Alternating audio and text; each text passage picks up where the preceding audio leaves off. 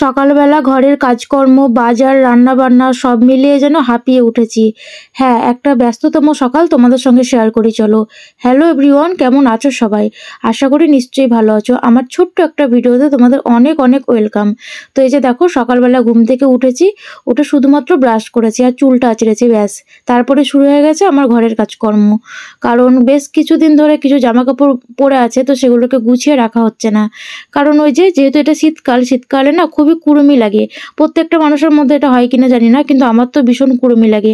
যে কোনো কাজ মনে হয় যেন পরে করছি, একটু পরে করে সেটা রেখেই দিই, সেটা আর হয় না। তারপরে যখন একবারে জমে যায় তখন মনে পড়ে যে না, এই কাজটা করতেই হবে। তো এই যে দেখো আজকে হচ্ছে সেরকম একটা দিন। তো সকালবেলা ঘুম থেকে উঠেই আগে বিছানাটাকে গুছিয়ে নিচ্ছি। তো ব্ল্যাঙ্কেটটা এতটাই ভারী, তো সেই জন্য একটু কষ্টই হয়ে যায় প্রত্যেকদিন গুছিয়ে রাখতে। তারপর ওই যে অগোছালোভাবে, মানে পছন্দ করি না অগোছানো কাজ, তাই গুছিয়ে রাখি। আর হ্যাঁ, এই ব্ল্যাঙ্কেটটা আমাকে গিফট করেছে আমার বাবা এই বছর শীতে। হ্যাঁ, সৌদি থেকে নিয়ে এসে আমাকে দিয়েছে। বাবা যেহেতু সৌদিতে থাকে, তো উনি এসেছিল কয়েকদিন আগে, তো আমার জন্য ওই ব্ল্যাঙ্কেটটা নিয়ে এসেছে। তো যাই হোক, তো দেখো ব্ল্যাঙ্কেটটা গুছিয়ে টুছিয়ে সব রাখলাম। এরপরে যে জামা কাপড়গুলোকে নিয়ে বসেছি, মানে একটা ছোট্ট দড়ি মতো আছে ঘরে, দড়ি ঠিক বলবো না, স্টিলের রড মতো আছে। তো এটার মধ্যেই সমস্ত জামা কাপড়, মানে রেগুলার যেগুলো ইউজ করি সেগুলো গুছিয়ে রাখি। তো এগুলো কিছু নিচে, মানে পাশে একটা টেবিল আছে, তো সেখানে টেবিল বলবো না, চেয়ার আছে, তো সেটার মধ্যেই সমস্ত কিছু ঢিপ করে রেখেছিলাম। তো আজকে ভাবলাম না, এগুলো গুছিয়ে একটু ঘরটাকে পরিষ্কার করি, কারণ এই একটা ছোট্ট ঘর, তো এর মধ্যেই কত জিনিসপত্র। তো মানে ওই যে দেখতেই পাচ্ছ তোমরা, খাটের তলাটার অবস্থাটা দেখো, মানে খাটের তলা অর্ধেকেরও বেশি বুক, কারণ প্রত্যেকটাই হচ্ছে জিনিসপত্র, বাসনপত্র, অনেক রকমের জিনিস আছে। সেগুলো তোমাদেরকে জিনিসগুলো না বার করলে আমি ঠিক বলতে পারবো না, কারণ কবে রেখেছি ঠিকঠাক খেয়ালে নেই। অনেক জিনিসপত্র আছে, আমার বড়মশাইয়ের কাজেরও অনেক জিনিসপত্র আছে। তো যাই হোক, আর ওপরে যে বাঙ্কারটা, সেই বাঙ্কারটাও পুরো ভর্তি, কারণ তাতেও প্রচুর জিনিসপত্র। আর আলমারির ভিতরে বা আলমারির ওপরে তো কোনো কথাই হবে না, সেগুলোতেও জিনিসপত্র। মানে এই ঘরটা একদম জিনিসপত্রতে পুরো ভর্তি।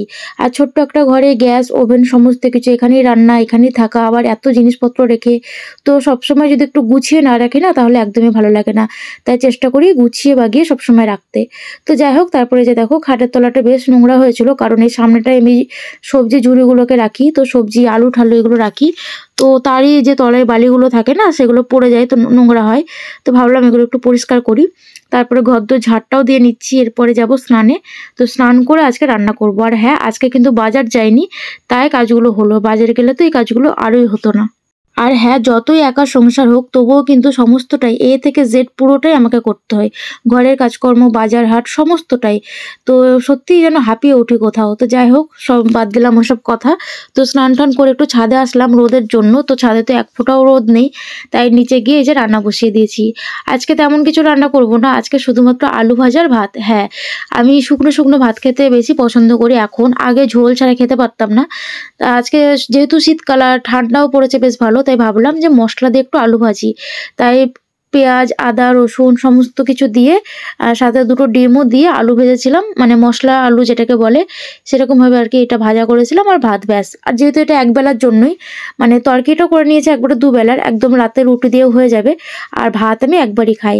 তো যাই হোক, সব মিলিয়ে আজকের মতো ভিডিওটা এই পর্যন্তই। কেমন লাগলো অবশ্যই জানাবে। টাটা।